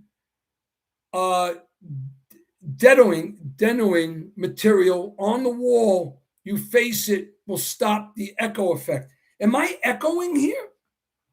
I didn't know that. Sometimes my voice carries because I have one of those, enthusiastically louder New York accents, but that's because I'm passionate. I'm not being rude. But I apologize if I'm echoing. If I'm echoing, I apologize. That's why I need so much water. I've drank 2 waters while I'm talking. After we're done with this comments, I'm going to touch base on the 14 race card and Kentucky Downs thoughts, and then we're going to end this. We've got about another 20 minutes, maybe a half hour to go, okay? But I want to account for all your comments. So, Sean, thanks for the text to Alex. I need that channel, YouTube, graphics, education. I'm a pretty smart guy. I just don't have the time to figure it out on my own. So I want to listen to what someone says about it. All right. Ernie says, 6 stakes races Saturday. Go Saratoga. We're going to get into that in a minute. Boy Plunger. When the living room show from the SETI compound. Hey, you know what? I'm going to do the deep dive from my living room. Maybe that's where I'll do it. If I could set it up right, because I want you to see what's on my wall in my living room. But this is the war room, the handicapping room of the SETI compound. It's closed in. It's 8x10. People call it my RAM room. It's my racing room. It's my race replay room. I do everything in this room. And I work full time in this room because I have my full-time equipment here as well. Boy Plunger, forever young, tough. A very honest competitor. Absolutely. Tough as nails. Ernie says, exactly, cheaters are the worst because they take an advantage of the bettors. Guys, yeah, I got the guns and all, but I don't want to sound violent. But when I know someone's cheating, I want to put them up against the wall and say, you can't do this. It bothers me because I don't like being violated because I'm putting everything I can into this to try to make money and to try to advise others. But that's what I'm saying. It's an inherent risk. You don't know who's cheating. You don't know how many envelopes. And by the way, don't be naive. Face reality the way it is, not the way it was years ago or how you wish it could be. In this sport, not so much at the high level racetracks. It happens somewhat there, but especially at the smaller meets. Remember, the jockey colony, a lot of them are not making money, and neither are the agents. It's easier to make a horse lose than to make a horse win. A lot of people think, okay, jungle juice, juicing, maneuvering for the win. Okay, maybe the veterinarian's in on it. Veterinarian needs to eat too, right? What do you think? They're all rich? No, they're not all rich. What if a veterinarian has a gambling problem? How do they make their money? Like Paco Lopez. He's not rich like Irad or Jose or Pratt or Tyler or William Buick. That's where the people become dirty. You know, the root of all evil is the almighty dollar. A lot of people are moved that way. Struggling bonds, struggling jockeys, struggling agents. They get desperate. They make arrangements, right? Say somebody's supposed to guard a station. He's a security guy. He's got 3 kids at home. They're all screaming. They're all toddlers. Now, I believe in being an honest worker. But say that security guy who's supposed to be watching an art gallery or another big event, say he's getting paid $30 an hour and he's behind on his bills. All of a sudden, somebody approaches him through a connection. He says, you know what? For your night's work, you're going to get $50,000 in 10s and 20s. You don't think that security guard is going to consider taking $50,000 in 10s and 20s? Unfortunately, he's gonna. And at the racetrack,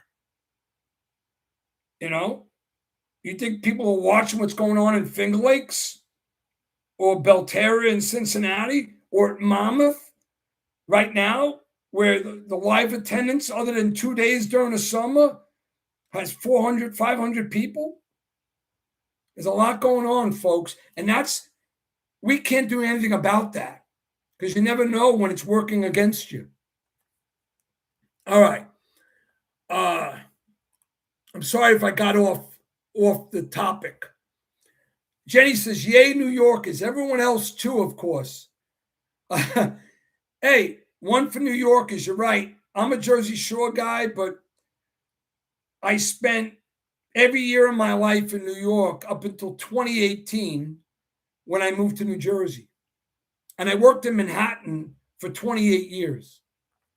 All right.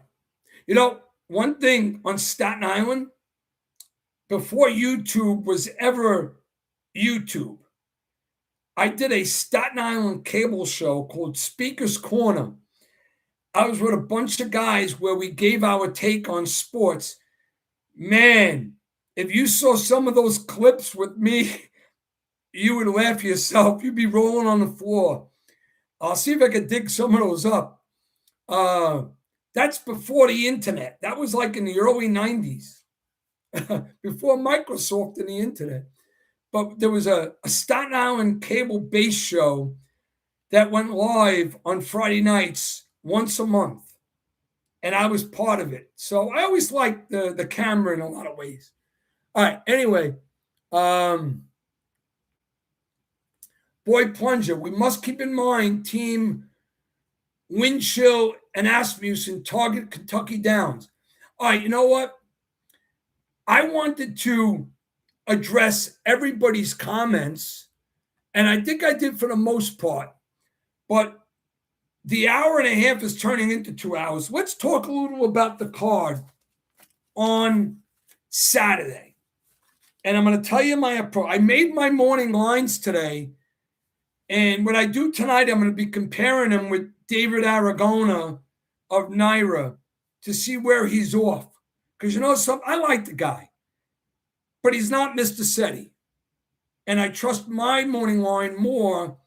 And sometimes the morning line that's established helps me because it puts me in an advantageous position because the folks are going to follow the morning line, you know, that recreational horse player gambling. That's what they do. They see the morning line. Oh, they see 15-1. Oh, he sucks. Meanwhile, Mr. SETI's morning line is 4-1. I want to see that. All right.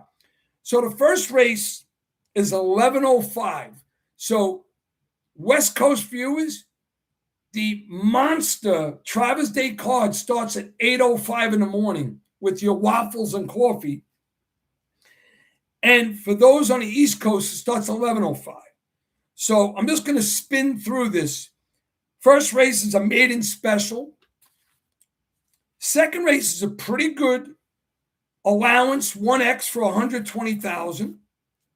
The third is a Philly state bred race. Remember this, I have a pretty strong opinion, I feel, in this race because it's part of my virtual stable. Race 4 is on the lawn, an optional claimer, nice competitive field. Race 5 is another state bred race. By the way, I plan on doing a show on state bred racing because I have a rather consistent angle that I used often in those state bred races. And it's more than just knowing horses that have done well in open company. Race 6 is one of those brain teasers, maiden specials with a lot of horses with good pedigree and good connections. Race 7 is a 1/16 optional claimer for 100. Then the bread and butter. Give you some. This is what I'm saying. I'm going to get into Kentucky Downs, but the Allen Jerkins going 7 panels. I love this race, and I bet this race every year. I'm not going to give away anything right now because I still have to cap it. But it's always a very, for lack of the right word, very intense and very, I want to think of the right word. It's the type of race you want to be a part of because 7 panels, you know, it's always an inviting, challenging grade 1, but I'm always decisive in the race because it's never a 12-horse field. This year, it's 6. So in that race, I go cold, cold, cold, like I did in the Whitney. Who I like to be determined. Then you got the personal ensign. Very intriguing. Intriguing was the word I was looking to get for that. Back-to-back grade 1s, personal ensign, of course, fillies. Nice race to cap. Then you get the grade 2 Lake Placid, a mile on the lawn, another good race. Then the grade 1 Forgo, 7 panels. This is the race that's going to feature Bookham Dano, who's 5 for 6. And yeah, we got the dirtiest guy in racing on him, Paco Lopez. By the way, if I land on him, I land on him. So don't think I'm being biased, negatively biased. I don't know who I land on yet. But it's not going to be as easy to say that Bookham Dano is going to win for the 6th time at Saratoga. Then a race I love every year, another grade 1, is the Ballerina Fillies. If you follow me on Past the Wire, I have crushed this race a few times in the past. Then the granddaddy of them all, the Travers, which you'll get a deep dive here on this channel. I will not violate my promise. I'm doing a deep dive. And the funny thing is, because I want to record it tomorrow for everybody that's part of this channel, it's going to be the first race I complete my deep dive on and my full handicap on. So I'm doing race 13 first, recording the show. So when I'm done with this show tonight, it's the first race I'm going to approach, because all I did with all the races was make my morning lines. There are 2 horses in the race that are auto tosses. You'll hear about them. And the 14th, which is the get out race for a lot of people, is not a ugly maiden claimer. It's actually a very nice, high level, optional claimer for $100,000, going 8.5 furlongs on the turf. All right, so that's the card on Saturday. So stay tuned. We're going to talk a little about Kentucky Downs, and I'll take some last questions if they pop up. Boy Plunger says, has the SETI compound received any secret intel on Irad's ankle? I got a good feeling in this, okay? The sport loses out with Irad. Obviously, the riding title at Saratoga is either going to go to Jose, Manny Franco, or Flavian Pratt. Nobody else could win it. Irad hurting his ankle, missing the last couple weeks, missing Travers Day is bad for the sport, because he belongs. The one thing that benefits us, and I'll give you my take on when he's going to return. Sometimes jockeys need a break. And I don't know the severity of his ankle. The guys that know the severity of his ankle would be Todd Pletcher and Mike Rapoli. And, of course, Jose, his brother. But Irad, in his way, realizes Jose's success at Saratoga, and there's so much ahead for the fall season. Belmont Park opening. And I'm not sure he's going to go to Kentucky Downs at this point. So to answer your question, Boy Plunger, I don't have more of a take to share, but I get a feeling that Irad is using this opportunity to take an added break, even though he may be able to be competitive, but I don't think he would miss the Travers and Renegade if it wasn't going to put him in harm's way, if that makes sense. It should make sense. Ernie, it looks like you got retracted messages, Ernie. Ernie says, Irad won't be back at Saratoga. He's expected to ride at Kentucky Downs. All right, let's go to Kentucky Downs thoughts, and we'll call it a wrap. And I still got 37 people here. Hey, guys, please subscribe and like this if you haven't. Look, there's a lot of people you could listen to on YouTube. You make an informed decision for yourself of A, who you trust, and B, who you enjoy. I got some hater from my Pastor Wire days. It's just a miserable individual. They don't like the fact that I elaborate in my deep dives. They don't like that I go on about certain topics. They don't even like when I talk about family. You know what? If you don't like that, then I'm not for you. So take your ears and go to the derbyologist or one of those people. That's up to you. So find your comfort level.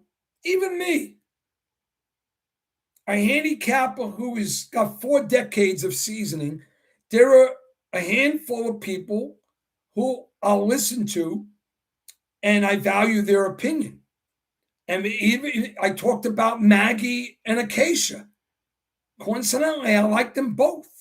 Doesn't mean I like everybody. I'm not a fan of Caitlin, who's another lady providing comments. Nothing against her. She recently got married. She changed her name, and she's got some good takes. But in terms of the paddock and what I like to listen to, I like to listen to Maggie and Acacia more than many of the others. And there's some other handicappers who I don't even take a minute of my time to listen to. All right? It's just my preference. So I appreciate you taking the time to listen to me. So let's talk about Kentucky Downs. Here's my approach to Kentucky Downs. A, from a gambling perspective, you're going to have a boatload of opportunity. What do horse players like? We like big fields that are very competitive.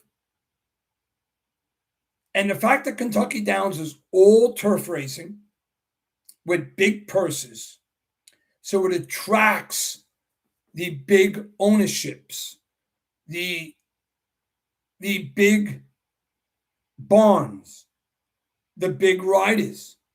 You know what's funny? All the big boys will be riding at Saratoga on Travers Day.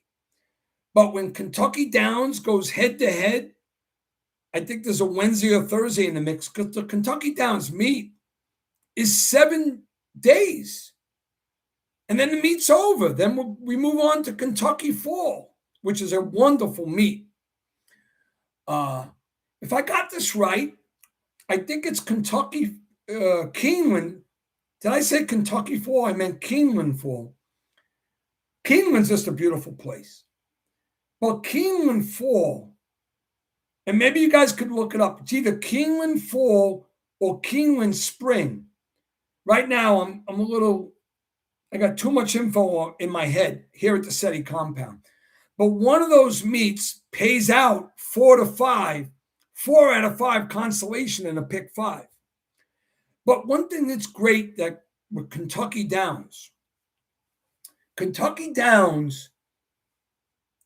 if you work hard and you recognize horses that whether they ran there or not, that you feel have the athleticism, and it could be a European, it could be a horse that runs regularly here,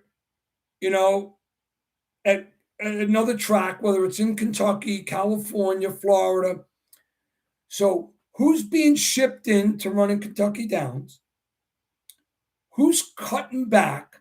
Who's stretching out? Who is a turf horse that has run well, whatever turf course he or she's been on, and the rider's propensity to succeed at Kentucky Downs? Some riders are overwhelmed there. All right. Tyler rides pretty well at Kentucky Downs. Of course, both Irad and Jose, because they're as good as they are. So all the big names are going to do well there. But what I'm going to do, I'm not playing Kentucky Downs on Travers Day. you know, and Ernie says Irad won't be back at Saratoga, but he expects to be riding Kentucky Downs.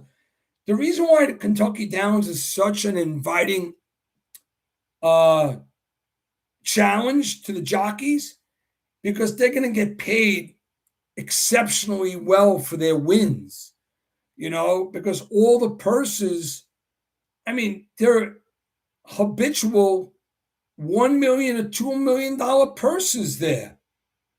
Not even for grade ones only. Jose is on top at Saratoga. Gary says, great show. Any lasting questions, guys? Because 3 things. A, we're reaching the 2-hour mark. B, Mr. Setti needs to use the bathroom, because Mother Nature's calling. And I drank 2 waters. That's 32 ounces. C, I got to continue handicapping tonight. D, I got to prepare my Travers Stakes deep dive that you'll see on this show. I don't know the hour it's going to be published tomorrow, but highly likely it'll be published tomorrow, not tonight, because I got to do a lot of work tonight. I really appreciate you coming here. Let me see the last few comments. Boy Plunger. Gio, how did losing the 20 pounds affect your bench? Since you're asking, guys, Mr. Setti's 5'8". I weighed 195. People used to call me Popeye because I had the big guns, much bigger than this. But I had no weight to lose because I wasn't a heavy guy. But I lost muscle mass only because I changed my diet. My labs were going in opposite directions, so I wanted to get healthy. I got 2 kids who I want to see get married. I want to be a grandfather. I'm about longevity. I want to be here talking horses when I'm 85, which is 22 years from now. So I realize I don't need to be as buff. And I told you, the weight came off of my muscle mass in my chest, my shoulders, and I don't mean to be graphic, but my butt as well. My butt got a little mushier because it's just one thing that happened. But if anybody wants to get in better shape or improve their diet, I'm not a doctor, but I know a lot about activity and I can help you. I could transform you to a more energetic man or woman. I know I could do that. So Sean says, also, which horses have run there before and have done well? Not all horses take to it. You're absolutely right. So what you do is, if you're reviewing races, more than just see that a horse won at Kentucky Downs before, and now they're bringing him back, he or she. But how did they win? Did they win cutting back? Or did they win stretching out? Or did they win being shipped in, running at precisely the same distance again? Did they win inside or did they win outside? Were they challenged in the stretch? They looked somebody right in the eye and kept on going. This is the skill set of race review. For those viewing, I am going to share a Kentucky Downs card, precise order grid on the house to my email followers. And I'm going to do a few deep dives of some of the bigger races.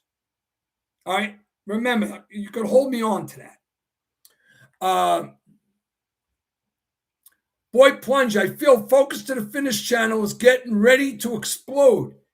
Hey, if I could get to 2,000 subscribers by the time Breeders' Cup comes, because I know there's a lot of people searching Breeders' Cup handicapping and Breeders' Cup deep dives, I've made a lot of progress. I got to get better with the technology. I understand that.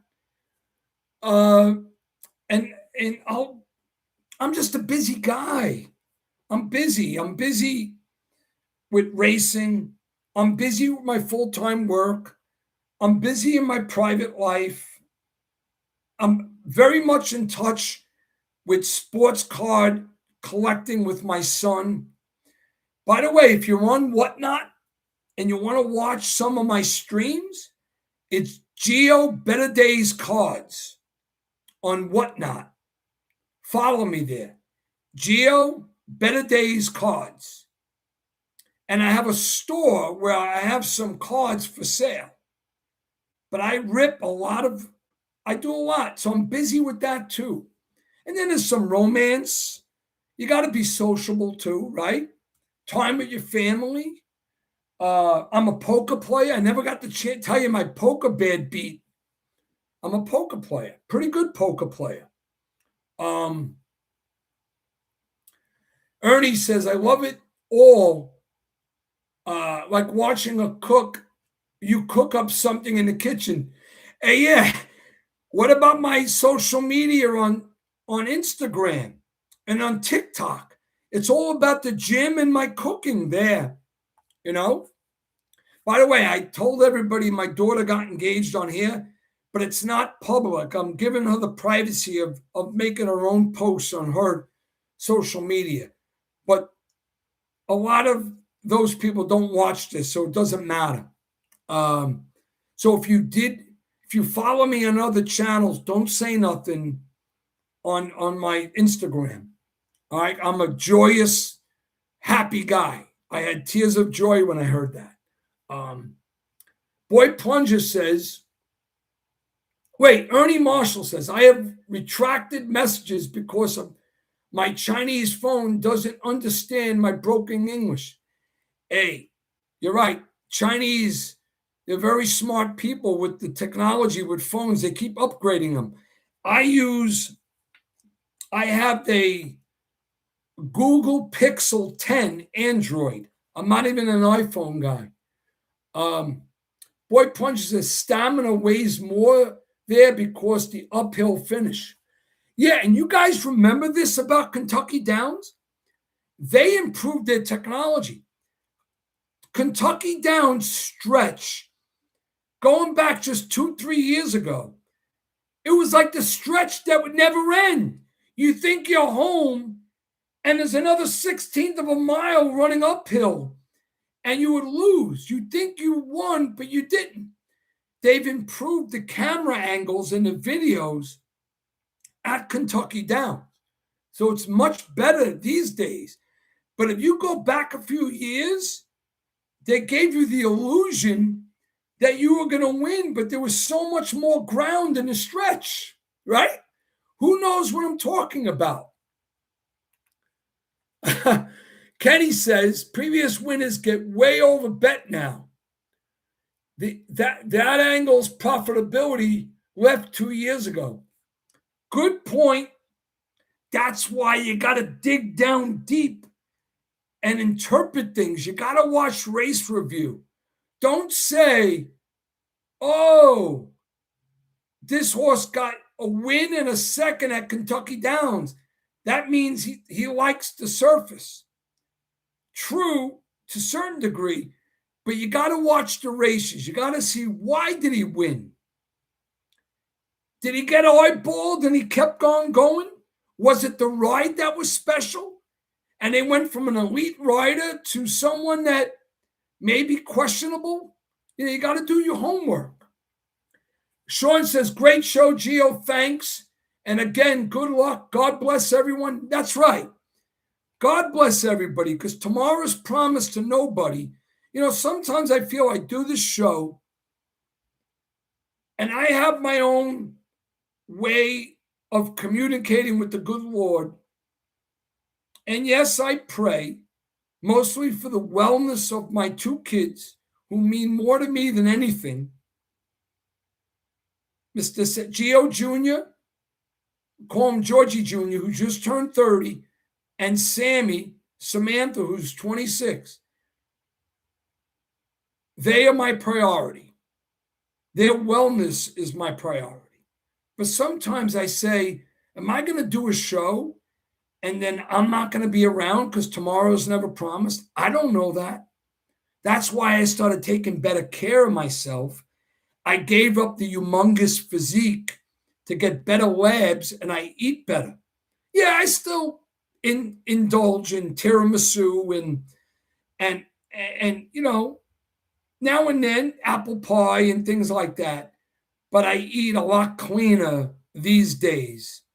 And as much as I want to eat my stuffed shells and my monogot and my beg ziti and my eggplant parm, I don't make it as frequent, and I treat myself now and then. Sean says Kentucky Down up their betting menu. Yeah, Kentucky Downs is big purses, and you got to manage. But guys, ladies and gentlemen, for Kentucky Downs, because I believe they still allow the 10-cent increments in superfectas. Go and watch my recorded show on this channel about superfecta and triple wagering. I promise you, you will cash more tickets in those capacities if you take my advice on that show.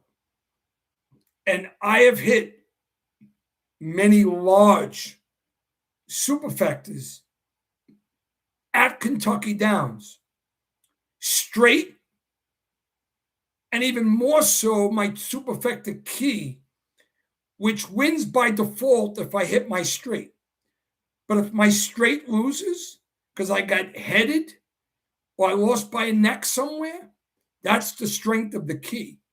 And with 10-cent increments, you could use more horses who you feel could contend at a robust price. Ernie says, thanks.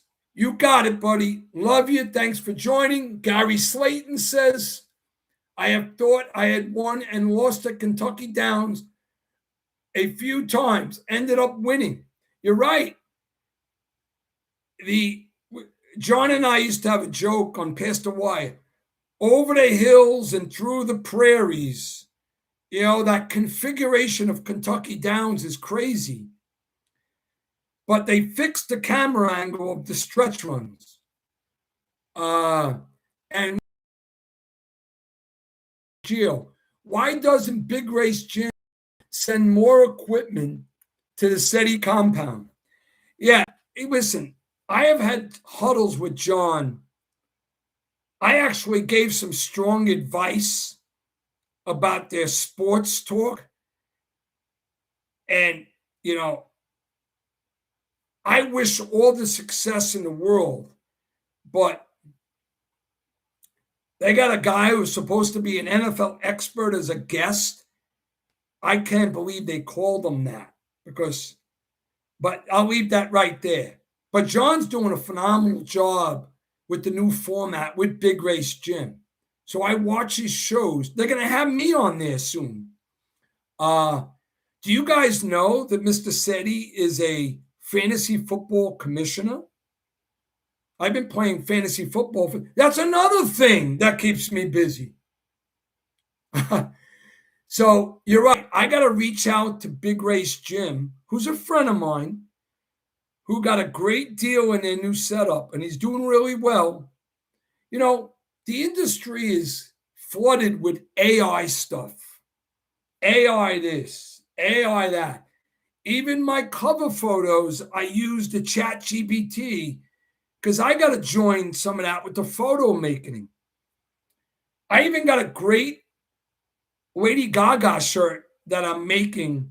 I already got the picture. I'll wear it during one of my shows. It's a new Gaga shirt that I love. But yeah, I got to get with the technology and put some graphics, put my findings. How about this? How about my past performances that I needle through with you guys watching right on the screen? That would be good stuff, but I don't know how to do it right now. All right, guys, listen, I got to go. I'll close out by saying I love yous. God bless yous. God bless your families. Always remember that tomorrow is promised to nobody. Keep your focus. Focus to the finish. Stay tuned for my Travers deep dive. Share that with your friends. Win, lose, or draw, I leave no stone unturned. I crushed the Whitney. I crushed several other deep dives like the Ohio Derby and the Indiana Derby. I did not win the Philly race, the Alabama, but maybe I'll get the Travers right, like I crushed the Travers a couple years ago. Go and watch the show on Past the Wire, where I gave out fierceness over Torpedoana, shorting Sierra Leone, smash it, and let's go get 'em!